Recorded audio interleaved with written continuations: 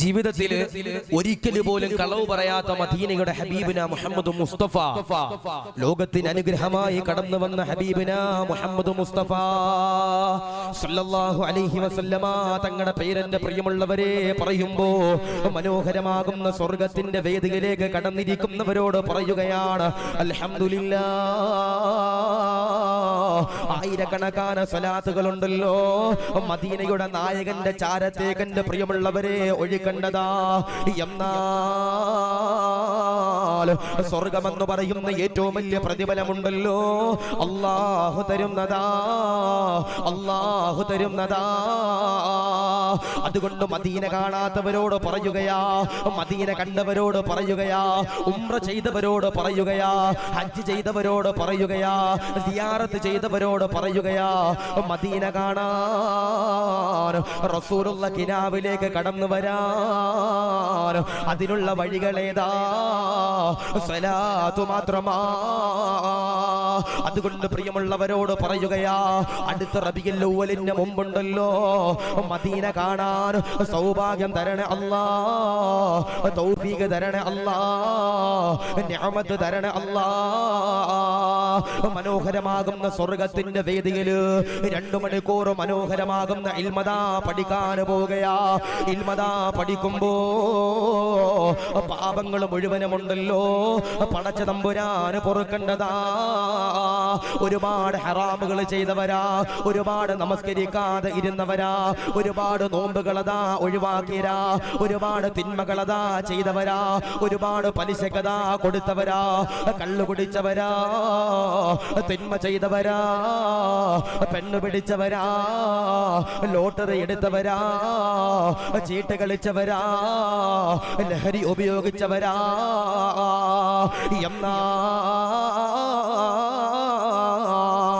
സ്വർഗത്തിന്റെ വേദിയിൽ നിന്ന് പുറത്തേക്ക് പോകുമ്പോ അത് മുഴുവനും എന്റെ പ്രിയമുള്ളവരെ പൊറുപ്പിച്ചെടുത്ത് ഈമാനിക ആവേശത്തോടെ അൽഹംദുലില്ലാഹ് ഈ സദസ്സിൽ നിന്ന് ഇറങ്ങാൻ കഴിയേണ്ടതാ.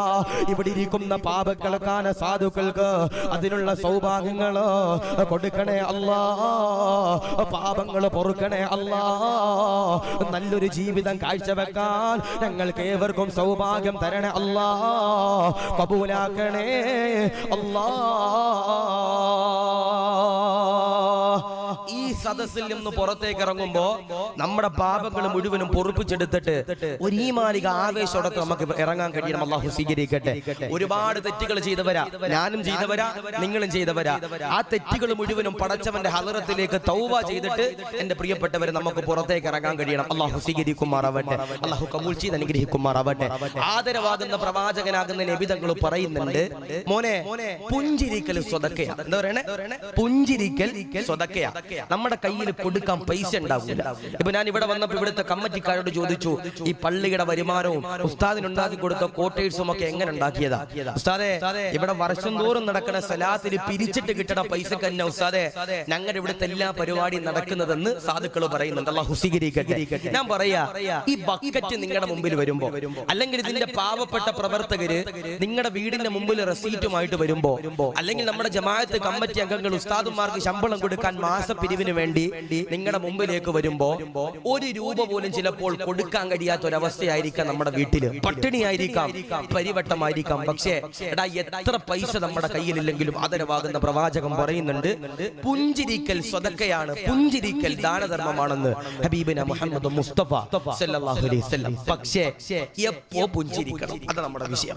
എപ്പോഴാണ് നമ്മൾ പുഞ്ചിരിക്കേണ്ടത്? നമ്മളൊക്കെ പള്ളിയിൽ വരുമ്പോൾ പുഞ്ചിരിക്കാറുണ്ട്, ഖത്തീബിന്റെ മുഖത്ത് നോക്കിയിട്ട് നമ്മളൊന്ന് പുഞ്ചിരിക്കാറുണ്ട്, പള്ളിയിലെ കമ്മിറ്റിക്കാരെ നോക്കിയിട്ട് നമ്മൾ പുഞ്ചിരിക്കാറുണ്ട്, ഭാര്യയുടെ മുഖത്ത് നോക്കിയിട്ട് നമ്മൾ ചിരിക്കാറുണ്ട്, ഭർത്താവിന്റെ മുഖത്ത് നോക്കിയിട്ട് നമ്മൾ ചിരിക്കാറുണ്ട്. ഞാൻ പറയാ, നമ്മൾ എപ്പോഴും പുഞ്ചിരിക്കുന്ന മുഖമായിട്ട് വേണം കടന്നു പോകാൻ. ചില ആളുകളുണ്ട് പുഞ്ചിരിക്കൂല, എപ്പോഴും ഭയങ്കര ചൂടാകുന്ന സ്വഭാവമായിട്ട് നടക്കുന്ന ചില ചങ്ങാതിമാരുണ്ട്. അല്ലാഹു കാത്ത് രക്ഷിക്കട്ടെ. ചില സഹോദരിമാരൊക്കെ പരാതി പറയണ, ഉസ്താദെ എന്റെ ഭർത്താവിന് ചൂടൻ സ്വഭാവം ഉസ്താദെ, എന്റെ ഭർത്താവ് എന്ന് പറഞ്ഞാലും രണ്ടാമതെന്റെ നെഞ്ചത്ത് ചവിട്ടണ സ്വഭാവം ഉസ്താദെ എന്ന് ചില ഭാര്യമാര് പറയാറുണ്ട്. പാടില്ല. നമ്മളെപ്പോഴും പുഞ്ചിരിക്കുന്ന മുഖമായിരിക്കണം. നമ്മൾ നമ്മുടെ വീട്ടിലേക്ക് കയറി ചെല്ലുമ്പോൾ പുഞ്ചിരിക്കണം. ഭാര്യമാര് ഭർത്താക്കന്മാര് വീട്ടിലേക്ക് കയറി വരുമ്പോൾ പുഞ്ചിരിക്കണം. മക്കള് വാപ്പയും ഉമ്മയും കയറി വരുമ്പോൾ പുഞ്ചിരിക്കാനുള്ള ഒരു മുഖം നമുക്ക് എന്റെ പ്രിയപ്പെട്ടവരെ കടന്നു വരണം. പക്ഷേ നമ്മളെപ്പോഴാ പുഞ്ചിരിക്കണ്ടേ? ആ വിഷയം നമ്മൾ പഠിക്കാൻ പോവാ. അല്ലാഹു സ്വീകരിക്കട്ടെ. പുഞ്ചിരിക്കേണ്ടത് എപ്പോഴാ? നമ്മുടെ ജീവിതത്തിൽ പുഞ്ചിരിക്കേണ്ടത് എപ്പോഴാ? ആദരവാകുന്ന പ്രവാചകനാകുന്ന നബി തങ്ങളതാ പറയുകയാ, ചിരിക്കേണ്ടത് എപ്പോഴാ? പുഞ്ചിരിക്കേണ്ടത് എപ്പോഴാ? ലോകത്തിന്റെ പ്രവാചകനാകുന്ന നബി തങ്ങളതാ പറയുകയാ, മനോഹരമാകുന്ന സ്വർഗത്തിന്റെ വേദി കഴിഞ്ഞിട്ട് നീ നിന്റെ വീട്ടിലേക്ക് എന്റെ പ്രിയമുള്ളവരെ കടന്നു ചെല്ലുമ്പോ വിളിക്കാതെ വരുന്ന അതിഥിയാരാ? വിളിക്കാതെ വരുന്ന അതിഥിയാരാ? സയ്യിദുനാ അസ്റായീൽ അലൈഹിസ്സലാം. അസ്റായീൽ അലൈഹിസ്സലാത്തു വസ്സലാം അതാ കടന്നു വരികയാ. അസ്റായീൽ കടന്നു വരുന്ന രൂപം എങ്ങനാ? നമസ്കരിച്ചവരാണോ? നോമ്പ് പിടിച്ചവരാണോ? സകാത്ത് കൊടുത്തവരാണോ? നന്മകൾ ചെയ്തവരാണോ? ഹജ്ജുകൾ ചെയ്തവരാണോ? ഉംറകൾ ചെയ്തവരാണോ? നന്മയിലൂടെ കടന്നു പോയവരാണോ?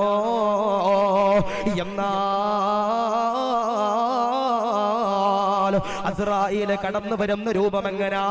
മുഖമെല്ലാം പുഞ്ചിരിച്ചുകൊണ്ട് അസ്റായീൽ കടന്നു വരികയാ.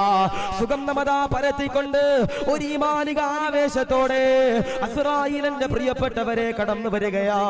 അസ്റായീൽ കടന്നു വരുമ്പോ നീ അതാ സന്തോഷിക്കുകയാ.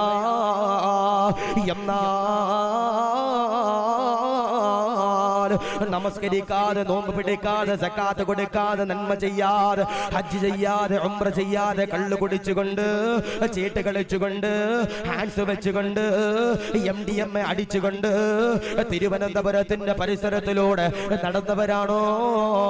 ഓടിയവരാണോ? എഴഞ്ഞവരാണോ?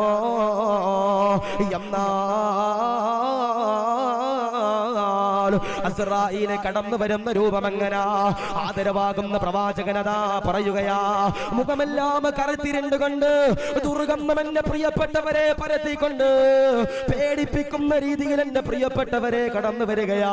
അസ്റായീൽ കടന്നു വന്ന് റൂഹ് പിടിക്കുമ്പോ ഞാനും നിങ്ങളും അതാ കരയുകയാ, വേദനിക്കുകയാ, സങ്കടപ്പെടുകയാ, വിരഹിക്കുകയാ, നൊമ്പരപ്പെടുകയാ. അതുകൊണ്ടാണ് ലോകത്തിന്റെ പ്രവാചകൻ റൂഹ് പിടിക്കാൻ അസ്റായീൽ കടന്നു വരുമ്പോ റസൂലുള്ള കരഞ്ഞുകൊണ്ട് പറഞ്ഞില്ലേ, വേദനിക്കുന്ന അസ്റായീലേ, നൊമ്പരമാണ് അസ്റായീലേ, സഹിക്കുന്നില്ല അസ്റായീലേ. ആദരവാകുന്ന പ്രവാചകന്റെ റൂഹ് പിടിക്കുമ്പോൾ പോലും റസൂലുള്ള കരഞ്ഞെന്ന് ചരിത്രം പറയുമ്പോ, റൂഹ് പിടിക്കുമ്പോ വേദന എടുക്കുന്നതോ, വല്ലാതെ സങ്കടപ്പെടുത്തുന്നതാ, വല്ലാതെ വിരഹിക്കുന്നതാ. നിന്റെ റൂഹദാ അസ്റായീൽ പിടിച്ചു കൊണ്ടുപോവുകയാ.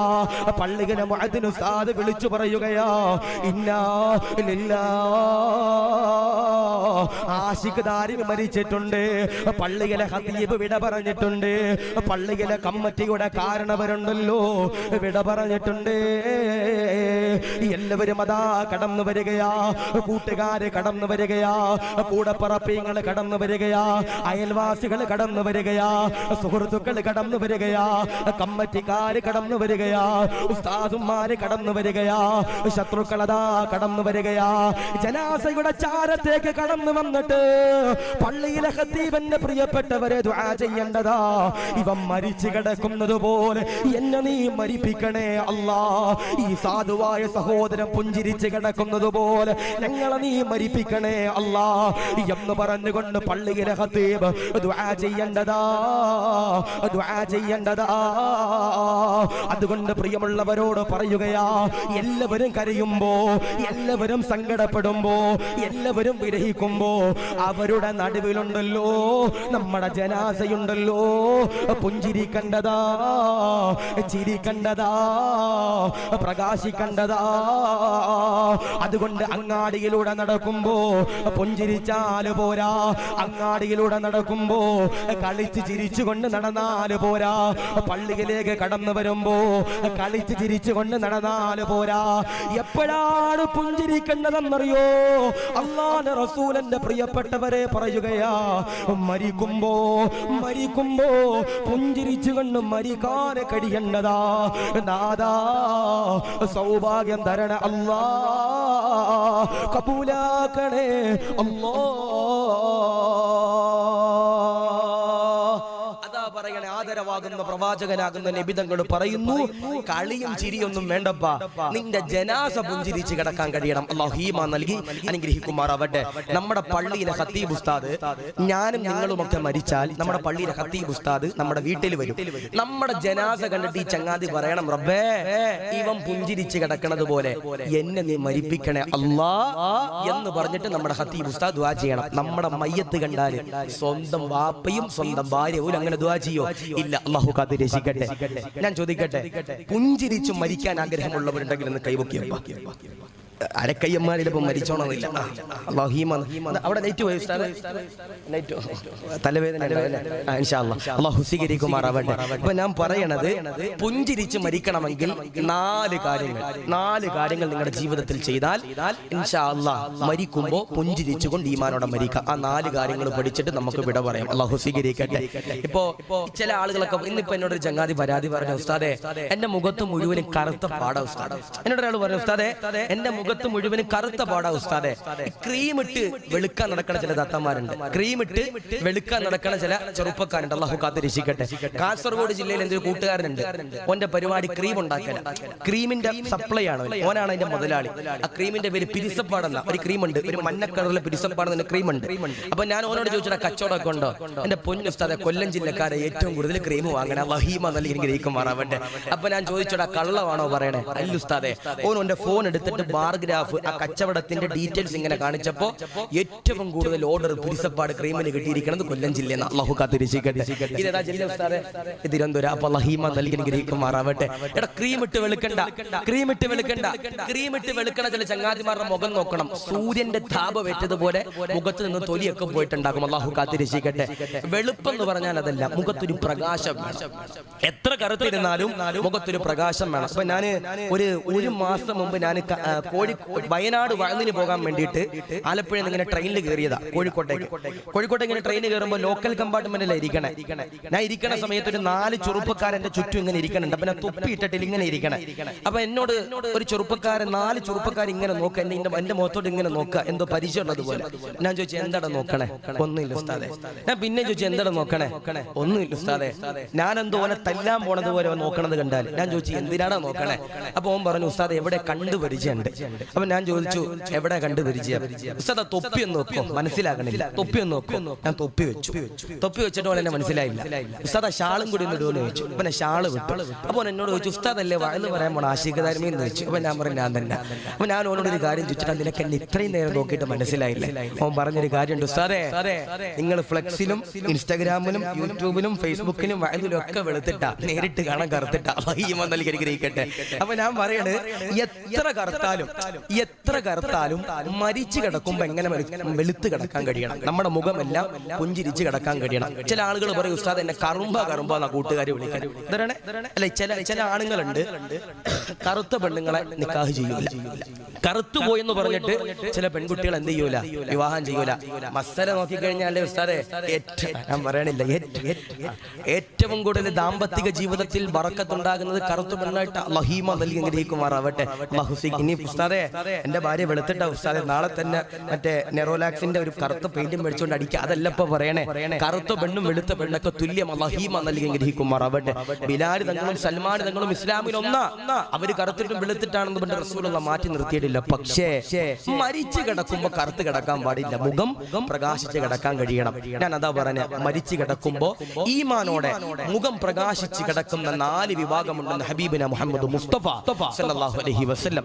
ആ 4 വിഭാഗങ്ങളെ പറ്റി പഠിച്ചിട്ട് ഇൻഷാ അല്ലാഹ് ഒരു 10 മണിയാകുമ്പോൾ നമുക്ക് ഇവിടെ നിന്ന് വിട പറയണം. അല്ലാഹു സ്വീകരിക്കുമാറാവട്ടെ. അല്ലാഹു റാഹത്തിലാക്കി അനുഗ്രഹിക്കുമാറാവട്ടെ. ഇരിക്കൂലേ? ഇല്ലെങ്കിൽ ചിലപ്പോൾ കറുത്തു മരിക്കും. ഇനി മരിക്കൂല എന്ന് മരിക്കൂല എന്ന് ചിന്തിക്കുന്നവരുണ്ടെങ്കിൽ അത് കൈബുക്കെ. ഉസ്താദേ ഞാൻ മരിക്കൂല എന്ന് ധൈര്യമുള്ളവരുണ്ടെങ്കിൽ അത് കൈബുക്കെ. മുമ്പിലിരിക്കണ ചെറിയ മുട്ടയെന്ന് പോലും വിളിച്ചിട്ടില്ല മരിക്കും. അങ്ങനെ ആരുമില്ല. കാരണം എന്തേ നമ്മുടെ നാട്ടില് പള്ളിക്കാട്ടില് മീസാങ്കല്ലിന്റെ ചുവട്ടിൽ കിടക്കുന്ന സാധുക്കള് നമുക്ക് ഉദാഹരണമാണ്. 3 അടയാളങ്ങൾ മരണത്തിന്റെ അടയാളമാണെന്ന് ഹബീബിന മുഹമ്മദ് മുസ്തഫ സല്ലല്ലാഹു അലൈഹി വസല്ലം. 1, ശരീരത്തിൽ നരയുണ്ടെങ്കിൽ എഴുതി വെച്ചോ, എത്ര ഡൈ ചെയ്താലും നീ മരിക്കും. അല്ലാഹീമ നൽകി അനുഗ്രഹിക്കുമാറാവട്ടെ. എത്ര ഡൈ ചെയ്താലും നീ മരിക്കും. ശരീരത്തിന്റെ 1ാമത്തെ അടയാളം, ശരീരത്തിൽ നര വന്നു കഴിഞ്ഞാൽ. ഇപ്പൊ ഞാൻ ഇപ്പൊ ഇങ്ങോട്ട് ഇന്ന് കാസർഗോഡ് കണ്ണൂരിൽ നിന്ന് ഇങ്ങോട്ട് കഴിഞ്ഞു വരുന്ന വഴി ഞാൻ വന്ദേ ഭാരതിന് വരുമ്പോ എന്റെ കൂടെ ആരും സംസാരിക്കാനില്ല. അവസാനം കിട്ടി TTR-നെ കിട്ടിയ. അപ്പൊ TTR ഞാനായിട്ട് നല്ല സംസാരിച്ചു. കുറെ നേരം ഇരുന്ന് കാസർഗോഡ് ഇവിടം വരെ സംസാരിച്ചു. നല്ല പരിചയം. ഉസ്താദെ ഫോൺ നമ്പറൊക്കെ ടിക്കറ്റ് കിട്ടിയില്ല, എന്നെ വിളിച്ചാൽ മതി എന്നൊക്കെ പറയാൻ നല്ല പരിചയം. അപ്പൊ ഈ ചങ്ങാതിയുടെ കുടുംബത്തിന്റെ ഫോട്ടോ എന്നെ ഇങ്ങനെ കാണിച്ചു. അപ്പൊ അദ്ദേഹത്തിന് താടിയില്ല. അപ്പൊ ഞാൻ ചോദിച്ചു, നിങ്ങളെ ഫോട്ടോയിൽ രണ്ടിലും നല്ല വ്യത്യാസമുണ്ട്. കാരണം നേരിട്ട് കാണുമ്പോ താടിയുണ്ട്, ഫോട്ടോയിൽ താടിയില്ല. അപ്പൊ ചങ്ങാതി പറയും, ഉസ്താദെ നിങ്ങൾക്കൊക്കെ താടി ഷെയ്പ്പ് ചെയ്യാനും അതിനും ഇതിനൊക്കെ ആളുകൾ ഉണ്ടാവും, അതിന് ശീലം ഉണ്ടാവും. നിങ്ങൾക്ക് ശീലമില്ല ഉസ്താദെ. എന്റെ താടി, എനിക്ക് 48 വയസ്സുണ്ട് ഉസ്താദെ. ഈ 48 വയസ്സായത് കൊണ്ട് എന്റെ താടിക്ക് ഇങ്ങനെ നരച്ചോണ്ടിരിക്കുക. അപ്പൊ എനിക്ക് ഷെയ്പ്പ് ചെയ്താലും മാത്രം ഒരു ഡൈയും ചെയ്യേണ്ടി വരുമെന്നൊരു സാധുവായ സഹോദരൻ പറയുമ്പോ എത്ര ഡൈ ചെയ്താലും അസ്റായിൽ ഒന്ന് പിടിക്കും. അല്ലാഹു കാത്ത് രക്ഷിക്കട്ടെ. 2, മുതുകു വളഞ്ഞു കഴിഞ്ഞാൽ അത് മരണത്തിന്റെ 2ാമത്തെ അടയാളമാണ്. മുതുകു വളഞ്ഞു കഴിഞ്ഞാൽ. 3, നിരന്തരമാകുന്ന അസുഖങ്ങൾ ഒരാളുടെ ശരീരത്തിലുണ്ടെങ്കിൽ അതും മരണത്തിന്റെ 3ാമത്തെ അടയാളമാണെന്ന് ഹബീബിന മുഹമ്മദ് മുസ്തഫ സല്ലല്ലാഹു അലൈഹി വസല്ലം. അപ്പൊ ഈ 3 അടയാളങ്ങൾ എന്തായാലും ഉണ്ടാകും. പക്ഷേ മരിക്കുമ്പോ എങ്ങനെ മരിക്കണം? പുഞ്ചിരിച്ചുകൊണ്ട്, മുഖം എല്ലാം പ്രകാശിച്ചുകൊണ്ട് ലാ ഇലാഹ ഇല്ലല്ലാഹ് ചൊല്ലി മരിക്കാൻ കഴിയണം. അല്ലാഹു സ്വീകരിക്കട്ടെ. മരിക്കല്ലേ ഇൻഷാ അല്ലാഹ്. ആദരവാകുന്ന പ്രവാചകനാകുന്ന നബി തങ്ങളതാ പറയുകയാ, സഹാബാ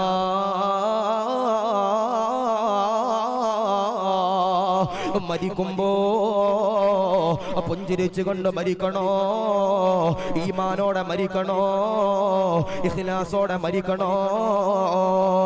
ആദരവാകുന്ന പ്രവാചകനാകുന്ന നബി തങ്ങളതാ മരണപ്പെടുകയാ. റസൂലുള്ളാഹിയതാ വഫാത്താവുകയാ. മദീന മുഴുവൻ കഴിയുകയാ. മദീന മുഴുവനും അതാ, ലോകം മുഴുവനും അതാ സങ്കടപ്പെടുകയാ. എല്ലാവരും അതാ മസ്ജിദ് നബവിക്കകത്തേക്ക് കടന്നു വരികയാ. സയ്യിദ് ബിൻ അസ്ലമ തങ്ങളുണ്ട്, അബൂബക്കർ തങ്ങളുണ്ട്, ഉമർ തങ്ങൾ ഇരിക്കുന്നുണ്ട്, അലിയാർ തങ്ങൾ ഇരിക്കുന്നുണ്ട്, ഉസ്മാൻ തങ്ങൾ ഇരിക്കുന്നുണ്ട്, ബിലാൽ തങ്ങൾ ഇരിക്കുന്നുണ്ട്. എല്ലാവരും അതാ സങ്കടപ്പെടുകയാ, വേദനിക്കുകയാ. ലോകത്തിന്റെ പ്രവാചകനാകുന്ന നബി തങ്ങളാണല്ലോ വഫാത്തായത്. സങ്കടം സഹിക്കുന്നില്ല, വേദന സഹിക്കുന്നില്ല. ഞങ്ങളുടെ റസൂലാണ് വിട പറഞ്ഞു പോയത്. ക്ഷമതരണേ അല്ലാ, ക്ഷമതരണേ അല്ലാ, ക്ഷമതരണേ അല്ലാ എന്ന് പറഞ്ഞുകൊണ്ട് പൊട്ടിക്കരഞ്ഞുകൊണ്ട് സഹാബത്തതാ ദുആ ചെയ്യുമ്പോ 5 ദിവസമുണ്ടല്ലോ കഴിയുകയാ, വേദനയിലാ. ഉടൻ തന്നെ സയ്യിദ് ബിൻ അസ്ലമ തങ്ങളുണ്ടല്ലോ അബൂബക്കർ തങ്ങളോട് പറയുകയാ, അബൂബക്കർ തങ്ങളെ റസൂലുള്ള പറഞ്ഞതാണല്ലോ, ആരെങ്കിലും ഒരാൾ മരണപ്പെട്ട് കഴിഞ്ഞാൽ, ആരെങ്കിലും ഒരാൾ മരിച്ചു കഴിഞ്ഞാൽ, ആരെങ്കിലും ഒരാൾ വിട പറഞ്ഞു കഴിഞ്ഞാൽ 3 ദിവസത്തിൽ കൂടുതൽ ഒരിക്കലും നിങ്ങൾ സങ്കടപ്പെടാൻ പാടില്ലോ, വിഷമിക്കാൻ പാടില്ല, സങ്കടപ്പെടാൻ പാടില്ല, ദുഃഖിക്കാൻ പാടില്ല. എത്രയോ പേരാ വിട പറഞ്ഞു പോകുന്നത്. 6 വയസ്സുള്ള മക്കളുണ്ടല്ലോ, 10 വയസ്സുള്ള മക്കളുണ്ടല്ലോ, 25 വയസ്സുള്ള സഹോദരിമാരുണ്ടല്ലോ, 30 വയസ്സുള്ള ഭർത്താവുണ്ടല്ലോ. ഈ ലോകത്ത് നിന്ന് വിട പറയുമ്പോ 3 ദിവസത്തിൽ കൂടുതൽ സഹിക്കാൻ പാടില്ല, വേദനിക്കാൻ പാടില്ല. റസൂലുള്ളാഹി അതാ വിട പറഞ്ഞപ്പോ 5 ദിവസം അതാ സഹാബത്ത് കരയുമ്പോ സയ്യിദ് ബിൻ അസ്ലമ തങ്ങൾ തങ്ങൾ പറയുകയാ, അബൂബക്കറേ ഇതെതിരാണല്ലോ, റസൂലുള്ള പറഞ്ഞതിന് വിപരീതമാണല്ലോ. അബൂബക്കർ തങ്ങളതാ ചോദിക്കുകയാ, എന്താണ് വിപരീതമായി ചെയ്തത്? ആ സമയത്തതാ സയ്യിദ് ഇബ്നു അസ്ലമ പറയുകയാ, അബൂബക്കറേ 3 ദിവസത്തിൽ കൂടുതൽ സങ്കടപ്പെടാൻ പാടില്ല, വേദനിക്കാൻ പാടില്ല. ഉടൻ തന്നെ അബൂബക്കർ തങ്ങളതാ പറയുകയാ, എല്ലാവരും പിരിഞ്ഞു പോകുക, എല്ലാവരും വീട്ടിലേക്ക് പോകുക, എല്ലാവരും ജോലി എടുത്തുകൊണ്ട് ജീവിക്കാൻ പറയുമ്പോ ഉടൻ തന്നെ സയ്യിദ് ഇബ്നു അസ്ലമ തങ്ങള് കരഞ്ഞുകൊണ്ട് ചോദിക്കുകയാ, എല്ലാവരും വിട പറയുകയാണോ? എല്ലാവരും പോകുകയാണോ? എല്ലാവരും പിരിഞ്ഞു പോകുകയാണോ?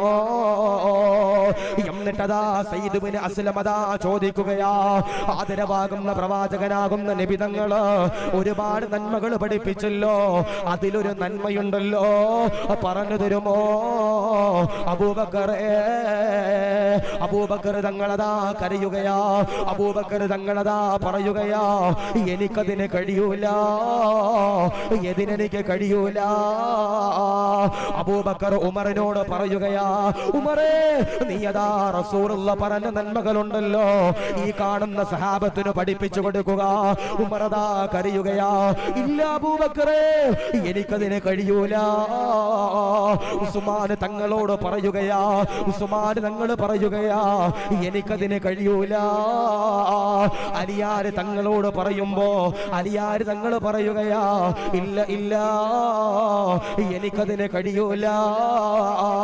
സഹാബത്തതാ കരയുകയാ, അബൂബക്കറിനോട് കരഞ്ഞുകൊണ്ട് പറയുകയാ, റസൂലുള്ള പറഞ്ഞു തന്ന ഒരു നന്മയുണ്ടല്ലോ, ഞങ്ങളുടെ ജീവിതത്തിലേക്ക് അങ്ങൊന്ന് പറഞ്ഞു തരണമെന്ന് പറയുമ്പോ റസൂലുള്ളയുടെ ചാരത്തേക്ക്, മദീനയുടെ ചാരത്തേക്ക്, റസൂലുള്ളയുടെ ഖബർ ഷരീഫിന്റെ ചാരത്തേക്ക് അബൂബക്കറതാ കടന്നു പോകുകയാ. അസ്സലാമു അലൈക യാ റസൂലല്ലാഹ്, ആദരവാകുന്ന പ്രവാചകന്റെ ചാരത്ത് ചെന്ന് സലാം പറയുകയാ. എന്നിട്ടതാ ദുആ ചെയ്യുകയാ, അല്ലാഹുവേ ഇൽമു പറഞ്ഞു കൊടുക്കാൻ സൗഭാഗ്യം തരണേ അല്ലാഹ്. എന്നിട്ടതാ അബൂബക്കർ തിരിച്ചു വരികയാ, സഹാബത്തിനോട് കേറിയിരിക്കാൻ പറയുകയാ. ആയിരക്കണക്കാന സഹാബത്തുണ്ടല്ലോ, മദീനത്തെ പള്ളിയിലേക്ക് കടന്നു വരികയാ. മദീനത്തെ പള്ളിയിലേക്ക് കടന്നു വരുമ്പോ മോനെ മോളെ സഹാബത്തതാ കടന്നു വരുമ്പോ അബൂബക്കർ തങ്ങളതാ പറയുകയാ, റസൂലുള്ള 4 കാര്യങ്ങള് നമ്മുടെ ജീവിതത്തില് പറഞ്ഞു തന്നതാ. മരിക്കുമ്പോ ഈമാനോടെ പുഞ്ചിരിച്ചുകൊണ്ട് മരിക്കാനുള്ള 4 കാര്യങ്ങള് നിങ്ങൾ ചെയ്യണമെന്ന് സഹാബത്തിനോട് പറയുമ്പോ സഹാബത്തതാ കരയുകയാ. അബൂബക്കറേ ഏതാണ് 4 കാര്യങ്ങളെന്ന് ചോദിക്കുമ്പോ അബൂബക്കർ തങ്ങളതാ ഒന്നാമതായി പറയുകയാ,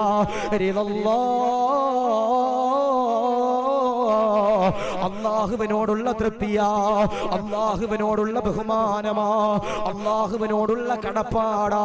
ഇബാദത്ത് ചെയ്യുമ്പോ, സദഖ കൊടുക്കുമ്പോ, നിസ്കരിക്കുമ്പോ, സകാത്ത് കൊടുക്കുമ്പോ, വഅദ് പറയുമ്പോ, ഇമാമത്ത് നിൽക്കുമ്പോ, ദുആ ചെയ്യുമ്പോ, തലമറക്കുമ്പോ, പടച്ചവനെ പേടിച്ചുകൊണ്ട് അമല് ചെയ്താൽ, പടച്ചവന്റെ തൃപ്തി ഉദ്ദേശിച്ചുകൊണ്ട് ആരെങ്കിലും ഒരാൾ അമല് ചെയ്താൽ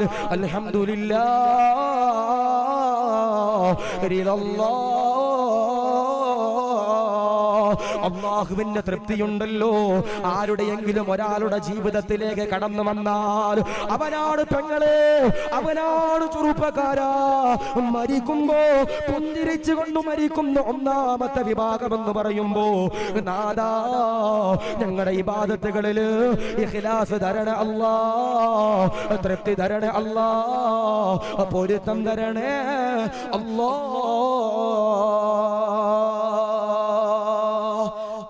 ഇബാദത്ത് ചെയ്യുമ്പോ, നന്മകൾ ചെയ്യുമ്പോ, സദഖ കൊടുക്കുമ്പോ പടച്ചവന്റെ തൃപ്തി ഉദ്ദേശിച്ചുകൊണ്ട് ഇബാദത്ത് ചെയ്യുന്നവരാരാ? അവരാണ് എന്റെ പ്രിയപ്പെട്ട സഹോദരങ്ങളെ മരിക്കുമ്പോ പുഞ്ചിരിച്ച് കിടക്കുന്ന വിഭാഗമെന്ന്, ഒന്നാമത്തെ വിഭാഗമെന്ന് ഹബീബിന മുഹമ്മദ് മുസ്തഫ സല്ലല്ലാഹു അലൈഹി വസല്ലം. വഅദ് പറയുമ്പോ, വഅദ് കേൾക്കുമ്പോ, ഇമാമ നിൽക്കുമ്പോ, ദുആ ചെയ്യുമ്പോ, വഅദ് കേൾക്കാൻ നിങ്ങൾ ഇവിടെ വന്നിരിക്കുമ്പോ, തൊപ്പി ധരിക്കുമ്പോ, വെള്ള വസ്ത്രം ധരിക്കുമ്പോ, എന്റെ പ്രിയപ്പെട്ടവരെ തലമറക്കുമ്പോ, നിങ്ങൾ പടച്ചവന്റെ തൃപ്തി ഉദ്ദേശിച്ചുകൊണ്ട് എന്ന് നന്മകൾ ചെയ്താലും അവര് മരിക്കുമ്പോ പുഞ്ചിരിച്ചുകൊണ്ട് മരിക്കുന്ന ഒന്നാമത്തെ വിഭാഗമെന്ന് ഹബീബിന മുഹമ്മദ് മുസ്തഫ സല്ലല്ലാഹു അലൈഹി വസല്ലം. ഈ ചില ചങ്ങാതിമാരുണ്ട് നമ്മുടെ പള്ളിയിൽ നിസ്കരിക്കാൻ വരും, നിസ്കരിക്കാൻ വന്നിട്ട് ക്ലോക്ക് നോക്കി നിസ്കരിക്കണ ചില ചങ്ങാതിമാരുണ്ട്. അതെങ്ങനെ എങ്ങനെ? നമ്മുടെ പള്ളിയിലെ ഖത്തീബ് ഉസ്താദ്, മന്നാനി ഉസ്താദ് കൈകെട്ടി കഴിയുമ്പോൾ പുറകിൽ വന്നിട്ട് എന്റെ പ്രിയപ്പെട്ടവരെ ചില ചെറുപ്പക്കാർ കൈകെട്ടും. ഉസ്താദ് ഫാത്തിഹ ഓതുമ്പോ ചില ചങ്ങാതിമാര് ക്ലോക്കിൽ നോക്കുക, റബ്ബേ തീരണില്ലല്ലോ റബ്ബേ, നിസ്കാരം തീരണില്ലല്ലോ റബ്ബേ, ഉസ്താദ് ആമീൻ പറയാൻ താമസിക്കുകയാണല്ലോ റബ്ബേ. ഉസ്താദ് മറന്നുപോയതാണെങ്കിൽ ഞാൻ ആമീൻ പറയാണെന്ന് പറഞ്ഞിട്ട് നേരത്തെ തന്നെ ആമീൻ പറയുന്ന ചില ചങ്ങാതിമാര്. ഇബാദത്ത് ചെയ്യുമ്പോ എന്റെ പ്രിയപ്പെട്ടവരെ നാട്ടുകാരെ കാണിക്കാൻ ചെയ്യാൻ പാടില്ല. റബ്ബിന്റെ പൊരുത്തം ഉദ്ദേശിച്ചിട്ടുണ്ട് മാത്രം എന്ത് ചെയ്യണം? ഇബാദത്ത് ചെയ്യണം. അല്ലാഹു സ്വീകരിക്കുമാറാവട്ടെ. പള്ളിയിൽ പോകുമ്പോ നല്ല വസ്ത്രം ധരിക്കണം.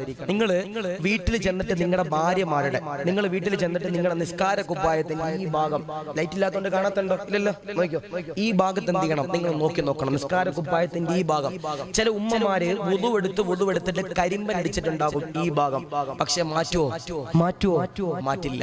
ചില ആളുകളുടെ കരിമ്പൻ അടിച്ചിട്ട് തുരുമ്പടിച്ച് ഓട്ട വീണിട്ടുണ്ടാകും, എന്നാലും മാറ്റില്ല. അള്ളാഹു കാത്തിരക്ഷിക്കട്ടെ.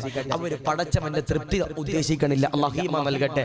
ഇപ്പോ നിസ്കരിക്കാൻ വരുമ്പോ ഞാൻ പറഞ്ഞു, നല്ല വസ്ത്രം ധരിക്കാതെ വരുന്ന ചില ചങ്ങാതിമാരുണ്ട് അല്ലേ? ഇപ്പൊ ഞാൻ വേൾഡ് കപ്പിന്റെ സമയത്ത് നമ്മുടെ കൊയിലാണ്ടി ഭാഗത്തൊരു സ്ഥലത്ത് ഞാൻ വാഴ്ന്നിന് പോയി. തിരൂര് ഞാൻ നിസ്കരിക്കാൻ വേണ്ടി അസർ നിസ്കരിക്കാൻ കയറി. ഞാൻ മസ്ബൂക്കായിട്ടാ ചെല്ലണേ, രണ്ടാമത്തെ റക്കഅത്തിലെ ചെല്ലണേ.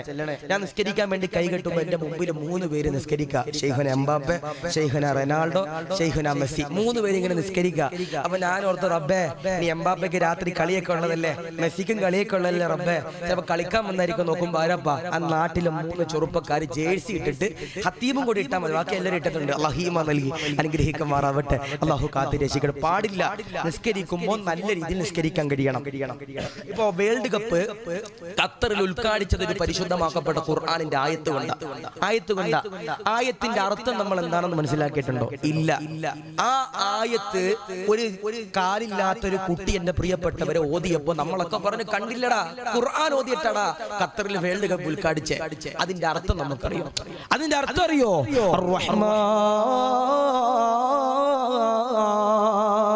അല്ലമൽ ഖുർആൻ ഖലഖൽ ഇൻസാൻ അല്ലമഹുൽ ബയാൻ എന്നിങ്ങനെ അല്ലാഹുവിന്റെ ഖുർആനിലൂടെ അല്ലാഹു പറയുകയാ. എന്നിട്ടതാ അല്ലാഹു പറയുകയാ, ഫബിഅയ്യി ആലാഇ റബ്ബികുമാ തുകദ്ദിബാൻ. എടാ അല്ലാഹു നിനക്ക് കൈ തന്നു, എടാ അല്ലാഹു നിനക്ക് കാല് തന്നു, എടാ അല്ലാഹു നിനക്ക് മൂക്ക് തന്നു, എടാ എന്നിട്ട് ഇശാ നിസ്കരിക്കാതെ നീ എന്ത് ടർഫിൽ കളി കാണാൻ പോയതെന്ന് അല്ലാഹുവിന്റെ പരിശുദ്ധമാക്കപ്പെട്ട ഖുർആൻ അതാ പറയണേ. ഇബാദത്ത് ചെയ്യുമ്പോ തൃപ്തി വേണം, റബ്ബിന്റെ പൊരുത്തം ഉദ്ദേശിച്ച് എന്ത് ചെയ്യണം? ഇബാദത്ത് ചെയ്യണം. നമ്മൾ സദഖ കൊടുക്കുമ്പോ അത് നാട്ടുകാരെ കാണിക്കാൻ കൊടുത്താലേ പോരാ. ഇപ്പൊ ചാരിറ്റിക്കാരുണ്ടാകും, ചാരിറ്റിക്കാര് ഒരു ബിരിയാണിക്കിടുന്ന ഒരു മുന്തിരി മേടിച്ചു കൊടുത്താൽ പോലും ഫേസ്ബുക്കിൽ ലൈവ് ഇടുന്ന ചില ചാരിറ്റിക്കാരുണ്ട്. അല്ലാഹു കാത്തിരക്ഷിക്കുമാറാവട്ടെ. അല്ലാഹു ഈമാൻ നൽകട്ടെ. പാടില്ല.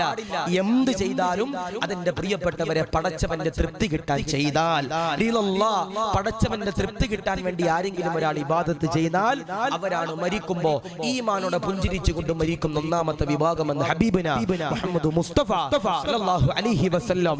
ബഹുമാനപ്പെട്ട ഈസാ നബിയുടെ ചരിത്രം എന്റെ പ്രിയമുള്ളവരെ പഠിക്കേണ്ടതാ. റൂഹുല്ലാഹി ഈസാ അലൈഹിസ്സലാം ഈസാ നബി അലൈഹിസ്സലാത്തു വസ്സലാമിന്റെ പ്രിയമുള്ളവരെ ഒരു മലഞ്ചെരിവിലൂടെ കടന്നു പോകുകയാ. പടച്ചവനെ, ഈസാ നബി അതാ കടന്നു പോകുമ്പോ ഒരു വിഭാഗമുണ്ടല്ലോ ഇബാദത്ത് ചെയ്യുകയാ, ദുആ ചെയ്യുകയാ, പടച്ചവനോട് ദുആ ചെയ്യുകയാ. ഈസാ നബി അതാ കടന്നു വരികയാ. ഈസാ നബി ആ വിഭാഗത്തിന്റെ മുഖത്തേക്ക് നോക്കുമ്പോ അവരതാ മെലിഞ്ഞിരിക്കുകയാ, ക്ഷീണിച്ചിരിക്കുകയാ. ആ സമയത്തിന്റെ പ്രിയമുള്ളവരെ ഈസാ നബി ചോദിക്കുകയാ, എന്തിനാണ് മക്കളെ നിങ്ങൾ ഇബാദത്ത് ചെയ്യുന്നത്? നിങ്ങൾ ഇങ്ങനെ സമയം മുഴുവൻ ഇബാദത്ത് ചെയ്യുന്നത്? ആ സമയത്തുണ്ടല്ലോ അവരതാ പറയുകയാ, സ്വർഗത്തിന് വേണ്ടിയാ, സ്വർഗത്തിന് വേണ്ടിയാ. ഈസാ നബിയോടാ ചെറുപ്പക്കാര് പറയുകയാ, പ്രായമുള്ളവര് പറയുകയാ, ഞങ്ങളതാ പടച്ചവനോട് ഇബാദത്ത് ചെയ്യുന്നത് സ്വർഗമെന്ന് പറയുന്ന ഏറ്റവും വലിയ പ്രതിഫലമുണ്ടല്ലോ ലഭിക്കാനാ, ലഭിക്കാനാ. ഈസാ നബി അതാ പുഞ്ചിരിക്കുകയാ. എന്നിട്ടാ മലഞ്ചെരിവിലൂടെ നടന്നു പോകുമ്പോ ഈസാ നബി അതാ രണ്ടാമത്തെ വിഭാഗമുണ്ടല്ലോ കാണുകയാ. ഒരു കൂട്ടം ആളുകള് മലഞ്ചെരിവിന്റെ ചവിട്ടത്തിരുന്നു കൊണ്ട് ആ വിഭാഗം എന്റെ പ്രിയപ്പെട്ടവരെ ഇബാദത്ത് ചെയ്യുകയാ. അവരതാ പടച്ചവനെ ഒരു ഈർക്കിലി പോലുള്ള ശരീരമാ, വല്ലാതെ ക്ഷീണിച്ചിരിക്കുകയാ. അവരതാ ഇബാദത്ത് ചെയ്ത് കണ്ട് ക്ഷീണത്തിലാ. ഈസാ നബി അതാ ചോദിക്കുകയാ, നിങ്ങളുടെ ലക്ഷ്യമെന്താ? നിങ്ങളുടെ ആഗ്രഹമെന്താ? ഇബാദത്ത് ചെയ്യുന്നതെന്തിനാ? അവരതാ പറയുകയാ, ഈസാ നബിയെ, ഞങ്ങളതാ ഇബാദത്ത് ചെയ്യുന്നത് നരകത്തിൽ നിന്ന് കാവല് നേടാൻ വേണ്ടിയാണ്. നരകമെന്ന് പറയുന്ന തീജ്വാലയുള്ള അദാബിൽ നിന്ന് കാവല് തേടാനാ, കാവല് തേടാനാ. പടച്ചവനെ, ഈസാ നബി അതാ ചിരിക്കുകയാ. എന്നിട്ടാ മലഞ്ചെരിവിലൂടെ നടന്നു പോകുകയാ. മൂന്നാമത്തെ വിഭാഗമുണ്ടല്ലോ, കുറച്ചാളുകൾ എന്റെ പ്രിയപ്പെട്ടവര് മലഞ്ചെരിവിന്റെ ചാരത്തിരുന്നു കൊണ്ട് ഇബാദത്ത് ചെയ്യുകയാ, ഇബാദത്ത് ചെയ്യുകയാ. ഈസാ നബി ആ വിഭാഗത്തിന്റെ ചാരത്തേക്ക് കടന്നു വരികയാ. ഈസാ നബി അതാ പറയുകയാ, എന്തിനാണ് നിസ്കരിക്കുന്നത്? എന്തിനാണ് ദുആ ചെയ്യുന്നത്? എന്തിനാണ് ഇബാദത്ത് ചെയ്യുന്നത്? എന്തിനാണ് പ്രാർത്ഥിക്കുന്നത്? ആ സമയത്തുണ്ടല്ലോ മൂന്നാമത്തെ വിഭാഗമുണ്ടല്ലോ പറയുകയാ,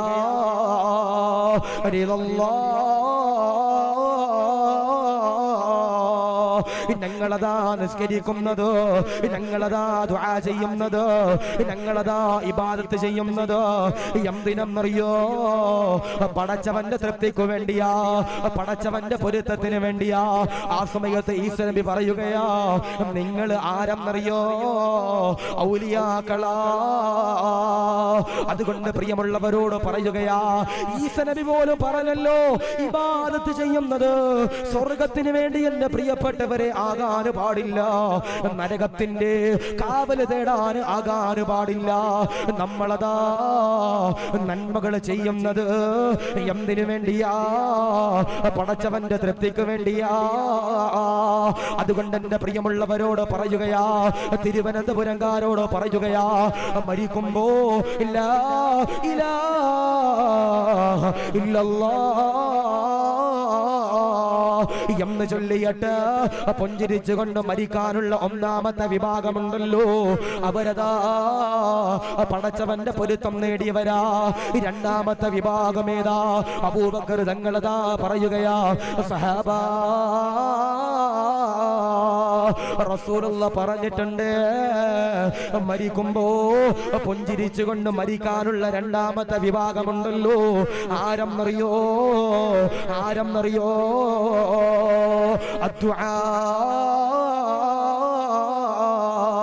ദുആ ചെയ്യുന്നവനാ, പടച്ചവന്റെ മുമ്പിൽ ദുആ ചെയ്യുന്നവനാ, പടച്ചവന്റെ മുമ്പിൽ ദുആ ചെയ്യുന്നവനാ, അവനതാ പുഞ്ചിരിച്ചുകൊണ്ട് മരിക്കുന്നവരാ. എത്രയോ പേരെ കരഞ്ഞുകൊണ്ടാ പറയുന്നത്, ഉസ്താദേ കച്ചവടമില്ല, ബറക്കത്തില്ല, ഭാര്യയില്ല, കുടുംബ ജീവിതത്തിൽ സന്തോഷമില്ല, മക്കളില്ല, രോഗമാ, കടങ്ങളാ, ഖൈറില്ല എന്ന് പറയുന്നവരോട് പറയുകയാ, ഏതാണ് മാർഗമെന്നറിയോ? പടച്ചവന്റെ മുമ്പില് ആരെങ്കിലും ഒരാളെന്റെ പ്രിയപ്പെട്ടവരെ ദുആ ചെയ്താൽ അൽഹംദുലില്ലാഹ് അവരാണ് മരിക്കുമ്പോ ഈമാനോടെ മരിക്കുന്ന രണ്ടാമത്തെ വിഭാഗമെന്ന് റസൂലുള്ളാഹ് പറയുമ്പോ എപ്പോഴാണ് ദുആ ചെയ്യേണ്ടതെന്നറിയോ? എപ്പോഴാണ് പ്രാർത്ഥിക്കേണ്ടതെന്നറിയോ? അബൂബക്കർ തങ്ങൾ പറയുകയാ, നമസ്കാരങ്ങൾക്ക് ശേഷമുണ്ടല്ലോ പൊടി തട്ടി എണ്ണീറ്റ് ഓടുന്നവരോട് പറയുകയാ, പാടില്ല, പാടില്ല, പാടില്ല. നമസ്കാരം കഴിഞ്ഞ് ഉസ്താദന്മാര് ദുആ ചെയ്യുമ്പോ നിങ്ങൾക്ക് വേണ്ടി ദുആ ചെയ്യുന്നതാ. ആമീൻ പറയണേ, ആമീൻ പറയണേ ചെറുപ്പക്കാരാ. വയല് കഴിഞ്ഞ് അവസാനമുണ്ടല്ലോ നിങ്ങൾക്ക് വേണ്ടിയാ പൊട്ടിക്കരഞ്ഞ് ദുആ ചെയ്യുന്നത്. ആരെങ്കിലും ഒരാൾ ദുആ ചെയ്താൽ അവനുണ്ടല്ലോ മരിക്കുമ്പോ പുഞ്ചിരിച്ചുകൊണ്ട് മരിക്കുന്നതാ. അതുകൊണ്ട് പ്രിയമുള്ളവരോട് പറയുകയാ, സങ്കടം വരുമ്പോ, വേദന വരുമ്പോ, വിഷമങ്ങൾ വരുമ്പോ, പ്രയാസങ്ങൾ വരുമ്പോ, നൊമ്പരങ്ങൾ വരുമ്പോ ചെയ്യേണ്ടതെന്താ? ഉസ്താദേ കടമാണ് ഉസ്താദേ, ബാങ്കിൽ നിന്ന് ലോൺ എടുത്തു പോയി ഉസ്താദേ, പലിശക്ക് പൈസ എടുത്തു പോയി ഉസ്താദേ, നിവർത്തിയില്ല, അടക്കാൻ നിവർത്തിയില്ല ഉസ്താദേ, ആത്മഹത്യയാണ് വഴിയെന്ന് പറയുന്നവരോട് പറയുകയാ, പാടില്ല, പാടില്ല. അതിനുള്ള മാർഗമേതാ? ദുആണെന്ന് റസൂലുള്ളാഹി എന്റെ പ്രിയമുള്ളവരെ പറയുമ്പോ ഈ സദസ്സിലെ ദുആകള് കബൂലാക്കണേ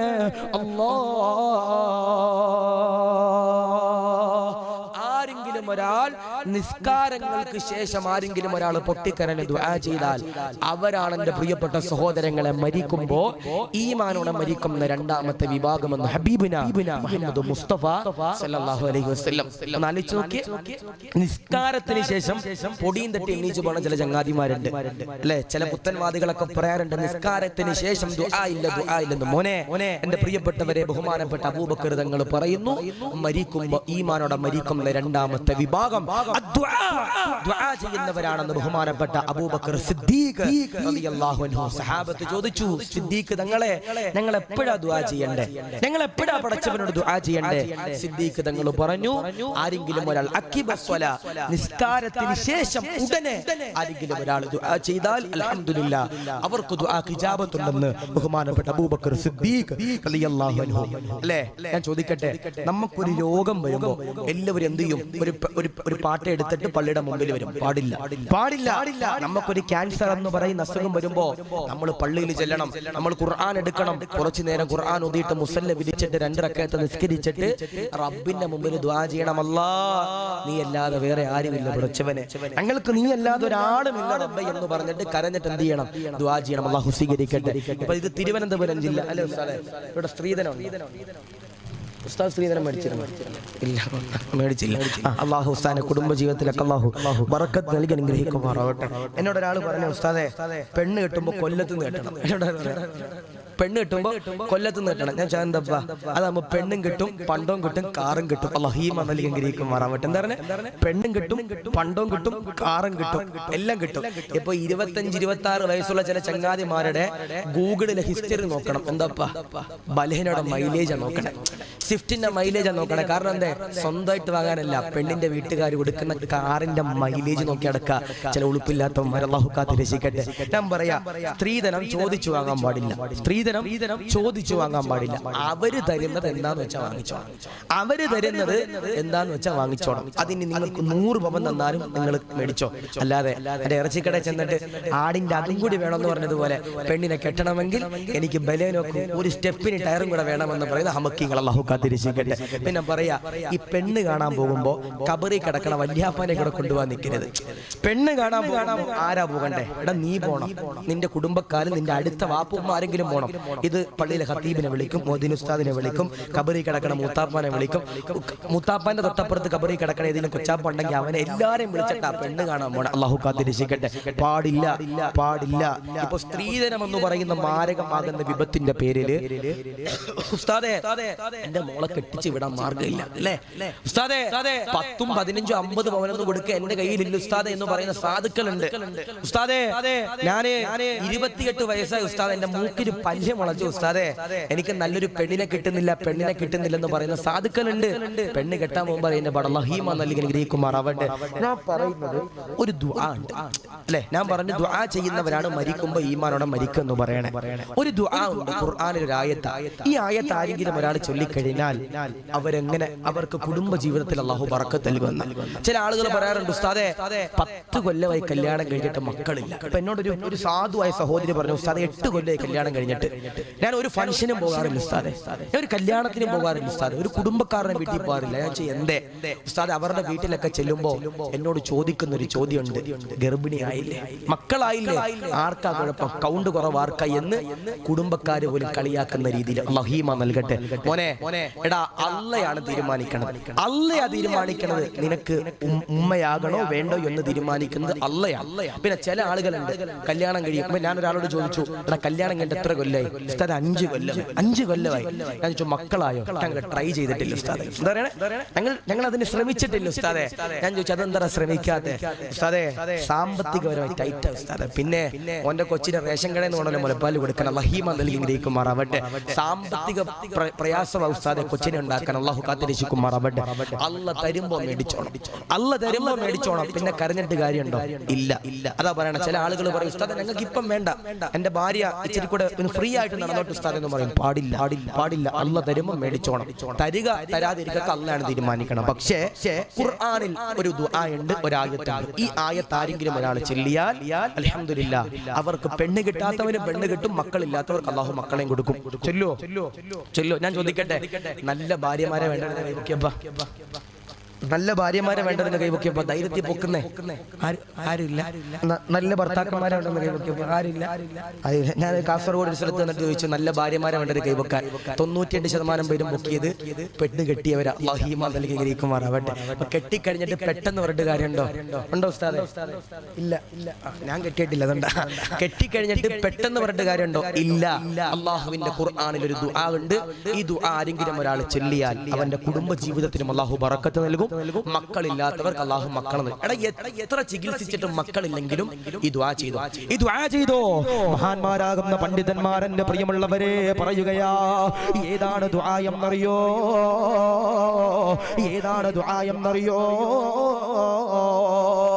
അല്ലാഹുവിന്റെ പരിശുദ്ധമാക്കപ്പെട്ട ഖുർആനിലെ ദുആയാ. എഴുതിയെടുക്കാൻ പറ്റുന്നവരെന്റെ പ്രിയമുള്ളവരെ എഴുതിയെടുക്കുക. ലൈവിലൂടെ കേട്ടുകൊണ്ട് പഠിക്കാൻ പറ്റുന്നവര് പഠിച്ചുകൊള്ളുക.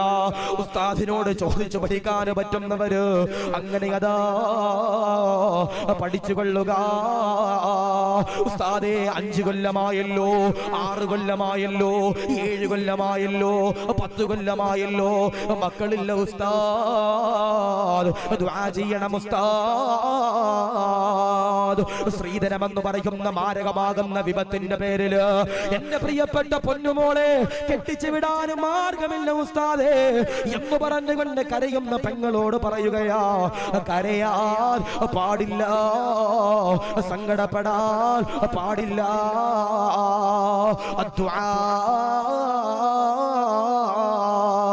ദുആ ആണെന്ന് റസൂലുള്ള പറയുമ്പോ ദുആ ഏതെന്നറിയോ?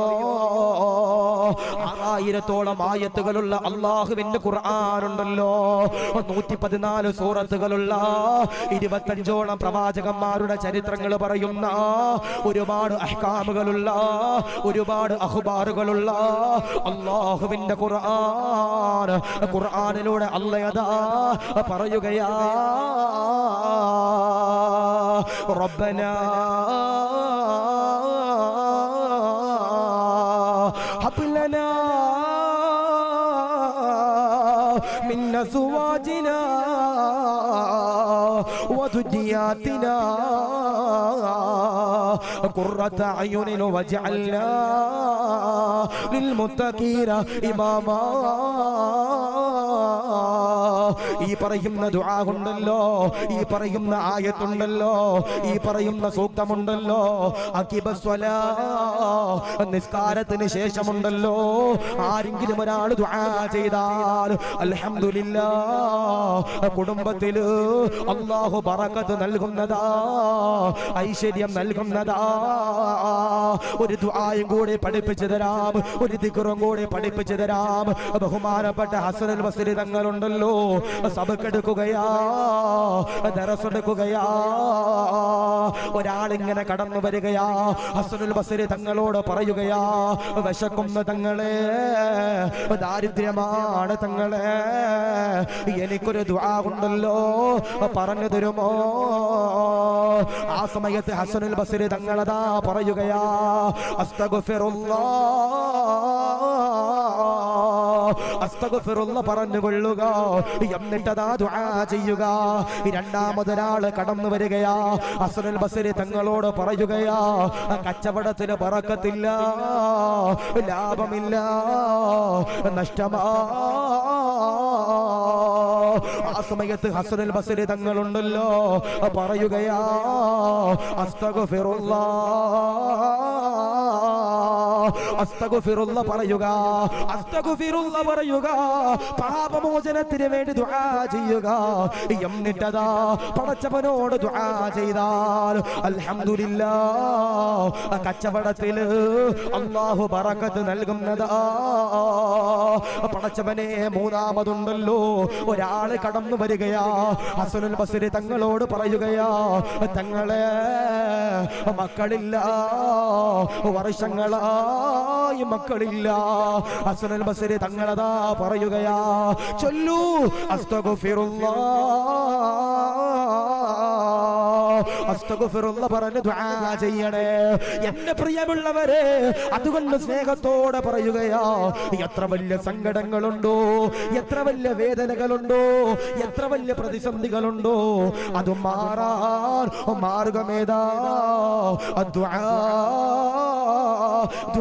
ആണെന്ന് ഹബീബുനാ മുഹമ്മദ് മുസ്തഫ